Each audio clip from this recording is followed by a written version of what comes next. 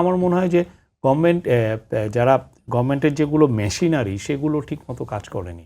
এবং সেকেন্ড যে জিনিসটা হচ্ছে যে কালকে যখন ওরা আন্দোলন করলো, আন্দোলনটা আপনি যখন আজ করতে পারছিলেন তখন কিন্তু আপনার যে ইন্টেলিজেন্স এজেন্সি যারা ছিল তাদের উচিত ছিল ব্রিফ করা যে এটা একটা আন্দোলন হতে পারে, সেই খুব দ্রুত জন্য এটার একটা ব্যবস্থা নেয়। ব্যবস্থা আপনি কখন নেবেন?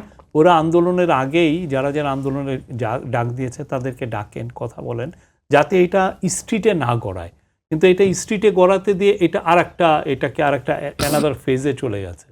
আর তারপরে যখন মন্ত্রী মহোদয় কালকে সংসদে বললেন, আমার মনে হয় এরপরে এটা বন্ধ হওয়া উচিত ছিল। তারপরে যেহেতু কিছু কিছু বিষয়ে তাদের সাথে ফারাক আছে, খুব ভালো মতো ডায়ালগ করলে এটা একটা খুব মেজর কোনো ক্রাইসিস না, এটা এইটার সমাধান হবে।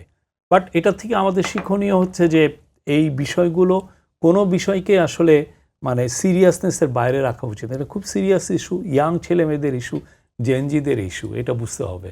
আর জেনজিদের যে অ্যাঙ্গার সেই 2024 সালের জুলাই থেকে বা তারও আগের থেকে, সে অ্যাঙ্গার তো যায়নি, তাকে খুব কেয়ারফুলি হ্যান্ডেল করা উচিত।